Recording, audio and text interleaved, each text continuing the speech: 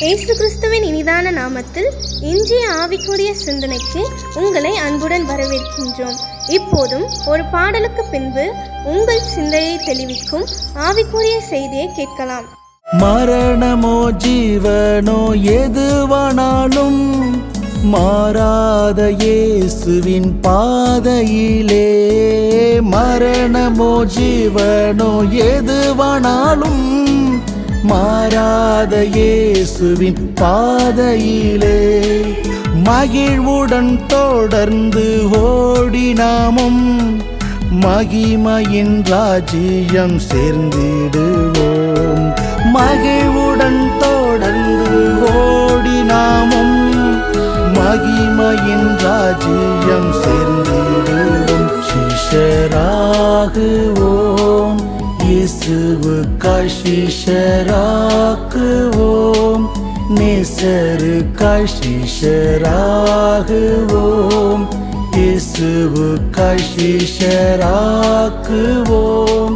நேசருக்காய் அழிந்து போகின்ற ஆத்துமாக்களை ஆதாயமாக்கிட சிஷ்யராவோம். அழிந்து போகின்ற ஆத்துமாக்களை ஆதாயமாக்கிட சிஷ்யராவோம், சிஷ்யராகுவோம்.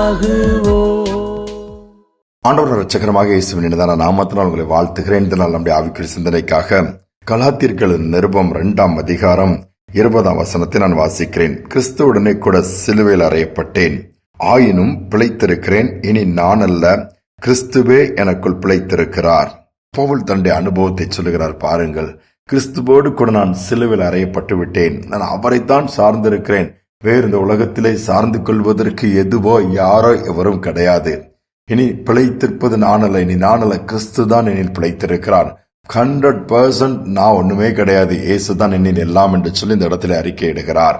இந்த மாதிரி நாம் ஆண்டவரை சார்ந்து வாழ்கிறோமா? அதுதான் இன்று நாம் சிந்திக்க வேண்டிய ஒன்று.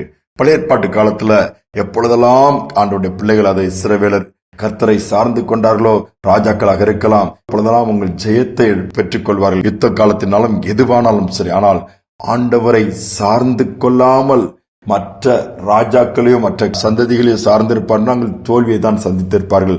ஆண்டவரே அவர்களை அடிமையா ஒப்புக் கொடுத்த சம்பவங்களும் சொல்லப்பட்டிருக்கிறது. இந்த அநேக நேரம் நம்முடைய வாழ்க்கையில் அதுதான். யாரை சார்ந்து இருக்கிறோம்? ஆண்டவரை சார்ந்து இருக்கிறோம், அல்லது உலகத்தையா, அந்த உலகத்தாரையா, உலகத்தில் உள்ளவைகளையா? அதை தான் நாம் சிந்திக்க வேண்டும். நாம் உலகத்தையும் உலகத்தில் உள்ளவைகளையும் சார்ந்திருப்போம் என்று சொன்னால் நாம் முதலில் பார்ப்பதற்கு நன்றாகத்தான் தோன்றும், பின்பு நாம் ஏமாற்றப்பட்டு விடுவோம், வஞ்சிக்கப்பட்டு விடுவோம். இயேசுவே சார்ந்திருக்கும் பொழுது, அவரை சார்ந்து வாழும் பொழுது எந்த விதத்தில் ஆண்டவர் நம்மை கைவிட மாட்டார். நம் மூலமா ஆண்டவர் மகிமைப்படுவார். நம்மை பார்க்கிறவர்கள் இயேசுவை பார்ப்பார்கள். அதுதான் உண்மை. முடிவு பரியந்தம் அவருக்காக நாம் வாழ்ந்து சாதிக்க முடியும். இதைதான் ஆண்டவர் எதிர்பார்க்கிறார். பெரிய நீர்வீழ்ச்சி ஒன்றுல வேகமாய் கொட்டி கொண்டிருக்கிறது. அந்த பெரிய பள்ளத்தில் அது விழுகிறது.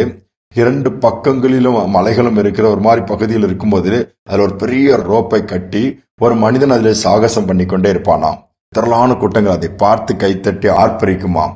அந்த பெரிய சத்தமா தண்ணீர் விழுகிற இடத்துல அவன் தவறி கீழே விழுந்தா அவனை தேடினாலும் கண்டுபிடிக்க முடியாது. அப்படிப்பட்ட பயங்கரமான அந்த பள்ளத்தாக்கின் மேல் தண்ணி விழுகிற இடத்துல உயரமா 2 பகுதிகளிலும் கெண்டில கயிறை கட்டி அப்படி நடந்து கொண்டு எந்தவித உதவி இல்லாமல், அந்த கயிறுல எந்தவித பிடி இல்லாமல் தன்னுடைய சரீரத்தை அப்படி பேலன்ஸ் பண்ணி போய் இதைத்தான் அநேகர் பார்த்து கொண்டிருப்பார்களாம். ஒரு நாள் அவன் என்னோடு கூட யார் வருகிறார், நான் அவனை சுமந்து கொண்டு அக்கறைக்கு போகிறேன்னு சொல்லதும் யாரும் முன்பாக வரவில்லையாம். கடைசியில் ஒரு மனிதன் நான் வருகிறேன் சொல்லிவிட்டு அவர் வருகிறார். அவர் நன்கு படித்தவர், நல்ல ஞானம் உள்ளவர், அறிவுள்ளவர். போய்கொண்டிருக்கும்போது நல்லா மெதுவாக ஸ்டெப் பை ஸ்டெப்பா அவரும் தைரியமா தோல்ல உட்கார்ந்து இருக்கிறாரு, சுமந்துட்டு அப்படி போயிட்டே இருக்கிறான்.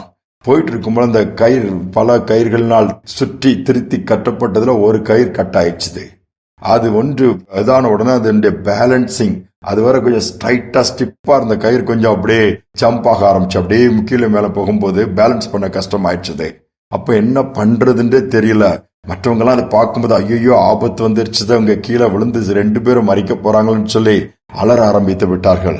ஆனா இந்த மனிதனுக்கு எப்படி என்ன செய்வது, நம் மேல் இன்னொரு மனிதன் வேற இருக்கிறார், நான் மட்டுமானால் எப்படியா வேகமா அக்கறைக்கு போய்விடலாம் என்று. ஆனால் இவரையும் சுமந்து கொண்டு போக வேண்டுமே, அதோடு பெரிய பிரச்சனை என்று சொன்னால் இவர் பயங்கரமான அறிவாளி, ஞானம் உள்ளவர், இவர் ஏதாவது சொல்லுவார, இவர் சொல்லி நான் ஒண்ணு பண்ணனா 2 பேரும் இதுல முயற்சி எடுக்கும் போது வீழ்ச்சி தானே வரும் பயந்து விட்டார்.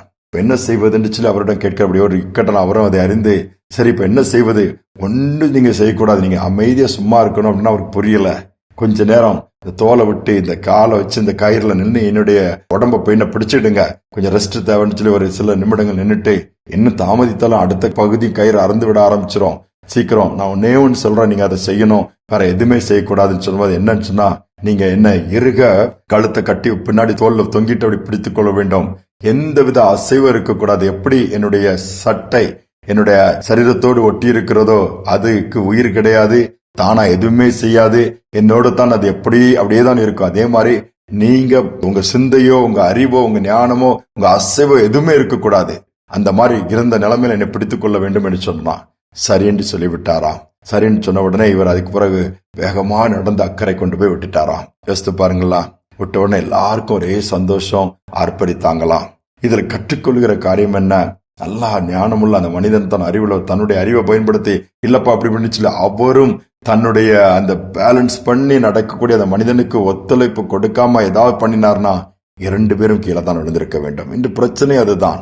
ஆண்டவர் நம்மை ஒரு வழியில் நடத்த முற்படுவார், நாம் இன்னொரு வழியில் அவரை நடத்த முற்படுவோம். எதிலுமே ஒற்றுமை இல்லாமல் அல்லது அவரை சார்ந்து இல்லாமல் இருக்கும் பொழுது குடும்பங்கள் எடுக்கிற முடிவுகள், நாம் கடந்து போற பாதைகள் வர பிரச்சனைகள்லாம் இதனால்தான் அதிகமாக இன்னைக்கு சந்திக்க வேண்டியது இருக்கிறது. சென்று முழுவதுமாய் ஆண்டவரை சார்ந்து கொள்ளும்படியாய் அர்ப்பணித்து பார்ப்போம். எல்லாமே ஆச்சரியமாய் அதிசயமாய் மாறுகிறதை நாம் பார்க்க முடியும். ஜெபிப்போம். மகள் அன்பின் பரலோக தகப்பனே, அநேக நேரத்தில் நாங்கள் அப்பா உம்மை சார்ந்து கொள்ளாமல் அல்லது இருமனதாய் உம்முடைய திட்டத்தின்படி இல்லாதபடி நாங்கள் விரோதமாய் போய் விடுகிறோம். உம்மை காண்பிப்பதற்கு பதிலாக உலகத்தை காண்பித்து விடுகிறோம். என்னுடைய மாம்ச பலவீனங்கள் தலை தூக்க ஆரம்பித்து விடுகிறது, அல்லது சோர்ந்து போய் விடுகிறோம், புலம்ப ஆரம்பித்து விடுகிறோம், பயப்பட ஆரம்பித்து விடுகிறோம், நடுங்க ஆரம்பித்து விடுகிறோம். இப்படிப்பட்ட காரியங்கள் எல்லாம் உம்மை சார்ந்து இராததுனால எங்களுக்கு வந்து விடுகிறது. இன்றைக்கு அப்படி அல்லப்பா, இன்றையிலிருந்து உண்மையே சார்ந்து கொண்டு, ஏனென்றால் நீர் எங்களுக்காக உம்முடைய ஜீவனே கொடுத்தவரப்பா. பிறகு இந்த உலகத்தின் தேவைகளை நீர் சந்திக்க மாட்டீரா, வாஞ்சைகளை அருளி செய்ய மாட்டீரா, அற்புதங்களை செய்ய மாட்டீரா, உம்மால் முடியும் அப்பா. இதை கேட்டுக்கொண்டிருக்கிற ஒவ்வொரு பிள்ளைகளும் யாரெல்லாம் உம்மை சார்ந்து கொள்கிறார்களோ, நீங்க தானப்பா உண்மைதானே நான் நம்பி இருக்கிறேன் என்று சொல்லுகிறார்களோ, இந்த நாளில் அவர்கள் பட்சமாக நின்று ஒரு பெரிய காரியங்களை செய்யும்படி நான் ஜெபிக்கிறேன். செய்வதற்காய் ஸ்தோத்திரம், நடத்துவதற்காய் ஸ்தோத்திரம். துதிகனமை ஏற்றுக்கொள்ளும் இயேசுவின் நாமத்தில் வேண்டிக் கொள்கிற நல்ல பிதாவே, ஆமேன், ஆமேன். நாமல்ல, கிறிஸ்து நம்மில் ஜீவிக்கட்டும். நாமல்ல, கிறிஸ்து நம்மளமாய் வெளிப்படட்டும். அவரே சார்ந்து கொள்கிறே நம்மை முழுவதுமாய் மறைத்து இயேசுவை வெளிப்படுத்துவதை தான் இயேசுவானவர் விரும்புகிறார். இந்த சிந்தனையோடு இந்த நாளை தொடருவோம். மீண்டுமாய் நாளை தினம் சந்திப்போம். கிறிஸ்துவுக்குள் என் ஜீவன் இணைந்து மறைந்துள்ளது. கிறிஸ்துவுக்குள் என் ஜீவன் இணைந்து மறைந்துள்ளது. நான் அல்ல, இயேசுவே என்னில் வாழ்கின்றார். இனி நான் அல்ல, இயேசுவே என்னில் வாழ்கின்றார். நான் அல்ல, இயேசுவே என்னில் வாழ்கின்றார். இனி நான் அல்ல, இயேசுவே என்னில் வாழ்கின்றார். கிறிஸ்துவுக்குள் என் ஜீவன் இணைந்து மறைந்துள்ளது.